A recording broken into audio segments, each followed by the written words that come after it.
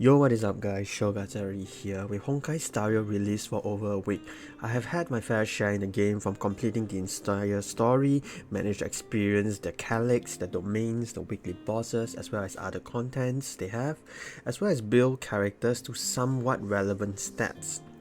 I thought that there's no better time to release a guide on tips for new players that's flirting to the game and could even help existing players playing the game. With that said, these are my 11 tips that will help you in this game. Tip number 1. When you have started the game, you'll be greeted with waifus and husbandos that captures your heart instantaneously.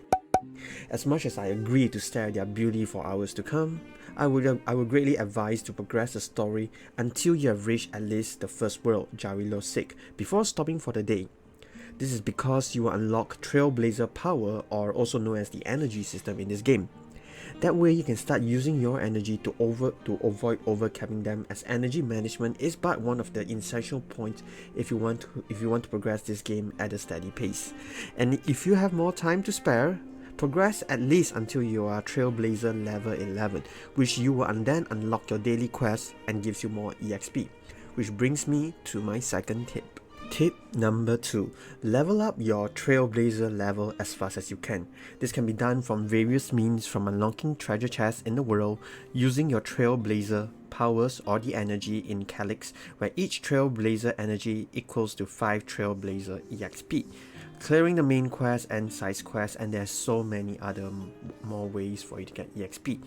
This is important because your Trailblazer level gatekeeps you from content in the game. For instance, the Forgotten Halls is unlocked once you reach Trailblazer level 23, while weekly bosses are unlocked at Trailblazer level 28. If there is ever a time you are lacking in EXP to progress the main story, make sure to do your daily quest where it provides you an enormous amount of EXP, especially in the early game. At the same time, by leveling your Trailblazer level, you will unlock harder and more rewarding contents via higher equilibrium levels, where with every 10 Trailblazer levels from level 20 and level 65, you'll be increasing your equilibrium level, or also known as the world level, which leads to higher level cap for each character and light cones. And you also have the ability to farm higher level calyx or domains, which results in more rewarding rewards, and relic wise, you have the ability to obtain higher rarity relics. Tip number 3. As you progress the game, you eventually unlock Simulated Universe, where from World 3 onwards, you can start converting energy into stored Immersifier, which I would highly advise, as this is a way for you to save up your energy on days where you can't play the game and need to burn them as quickly as possible to overcapping them. 40 energy is equivalent to 1 stored Immersifier. However, do note that converting into stored Immersifier has one downside, where you can't use it elsewhere by claiming rewards in the simulated universe.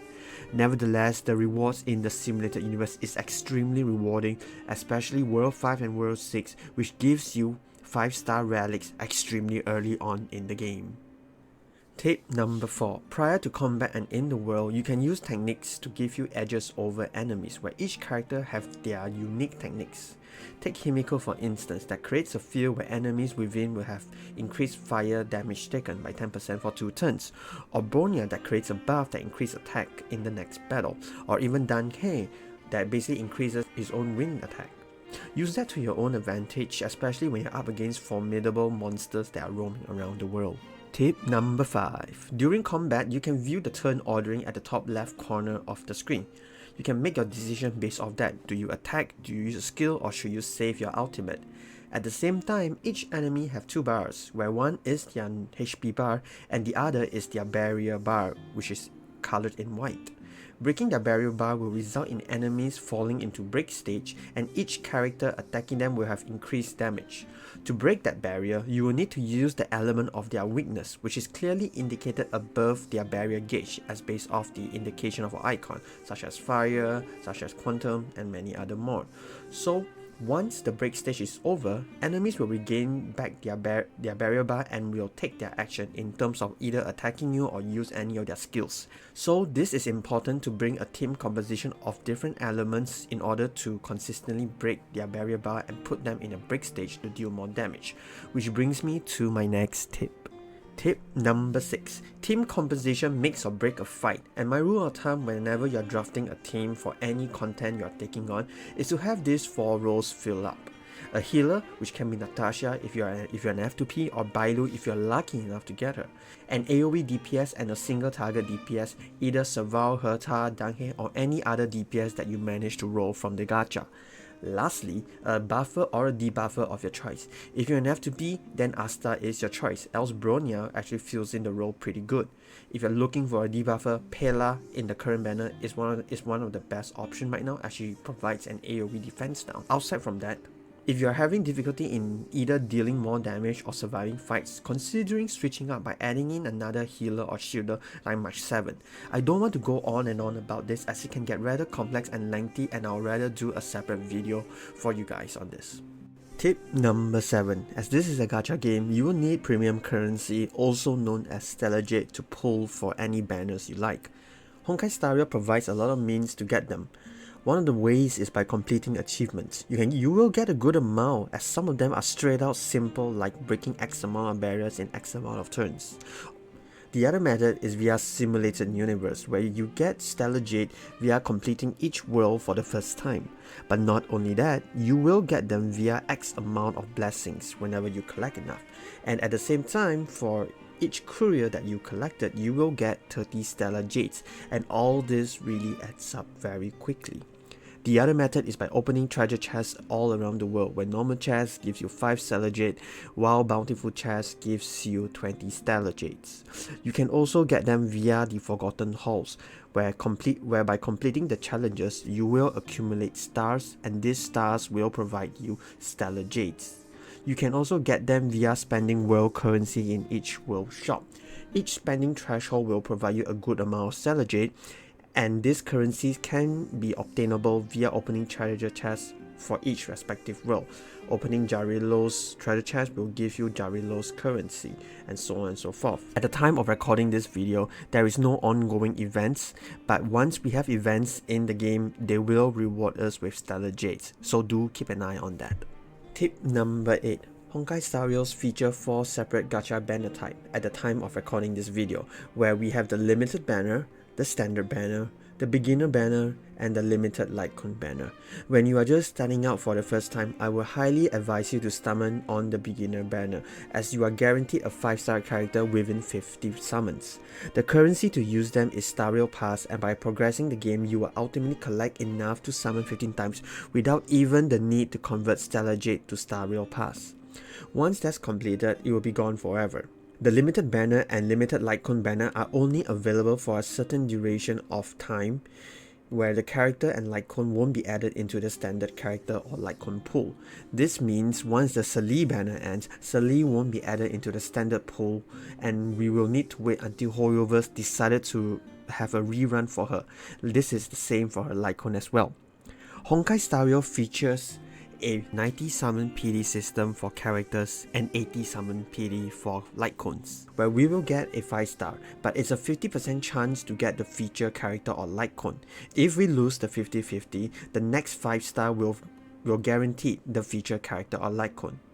The PT actually carries over to the next limited banner, so this means if we summon on the Sali banner for 10 times and we lose the 50-50 and gotten our 69 copy of Bronya, when a new banner comes like Jingwen's banner, the PT does carry over, so when we were to summon a 5-star in Jingwen's banner, we would guarantee him. The PT system also carries over the number of summon as well. This means if we summon 89 times in Sila's banner and didn't get any 5-star, and once the new limited banner drops like Jingwen's, we just need to summon once and we are guaranteed him, considering if we lost the 50-50. But do note that the PT system doesn't carry over between limited banners and standard banner. So this means if you have summoned 60 times in the standard banner, it will not be carried over to the limited banner, as they have their own set of PT system and don't merge with one another. Tip number 9. You can get early 5-star relic by playing the Simulacrum universe via World 5 and World 6 rewards. However, you will need to be at least Trailblazer level 30 to clear them, as it increases your character's level cap to 50 for more consistent and faster clear. It is doable when your character level cap is at level 40, but it could be a little bit more of a tedious task. There are a lot of ways to beat this with under-level characters, as the Path of Preservation almost perma-frees the World 5 boss Kafka, while the World 6 boss can be cleared by the Path of the Hunt. These are not the two main ways to clear them, as there's a lot of creative ways to clear this in order to start farming relics. I'm not going to detail how to clear them, as it will take a long time to explain, but in general, you can get early 5-star relic via World 5 and World 6. As outside from Simulacrum universe, the earliest you can start farming 5-star relics is at Trailblazer level 40 or Equilibrium level 3. Tip number 10. Do not refill your energy with Stellar Jade. I will repeat again, do not refill your energy with Stellar Jade, as it is not worth it at all. Honkai Star Rail, similar to its sister game Genshin Impact, features an expensive refill system, unlike other games like FGO, Summoner's War, Epic 7, and many other games where refilling is part of the game. But this is not for Honkai Star Rail. With each consecutive refills, the cost increases, and you can only refill up to 8 times a day. The total cost for each refill increases exponentially as the more you refill, so please do not refill them. I'm just gonna show you a table of how much it costs per refill and what's the total cost that you are gonna spend for Stellar Jade. This is totally not worth it, and if you're wondering should I be using my field to farm certain calyxes or relics, my answer is no, at least until you have reached Trailblazer level 40. The reasoning is because once you're at Trailblazer level 40, you can finally start farming 5-star relics outside of the Simulacrum universe. That said, before you're level 30, I would suggest you to use your energy on the Simulacrum universe, as they are bank for energy, giving you 5-star relic for each run. Don't use them elsewhere unless you need to build characters to clear them. Tip number 11. As this is my final tip, this is just a game. Please play the game at your own pace and build the characters you like most. There isn't a need to push through all content ASAP, as it only hinders your enjoyment to the game. Also, don't be peer pressured into summoning for all the characters in the game. The reasoning is because the F2P characters that they give you is actually very strong, with exception of one character. But yeah, you get the point that all 4 stars are extremely usable, and you do not need 5-star characters or even 5-star Lycon. Heck, you don't even need the Eidolons for them to work and clear content properly. In all, I hope that this video is helpful in one way or another for new players joining the game, or even current players that are struggling or trying to find their foothold in this game. If I miss out anything, do leave them in the comments so that other players can be aware and take note to boost their experience in playing the game. As always, thank you so much for watching this video. Like and sub if you want more Honkai Star Rail video, and I'll see you in the next video. Peace.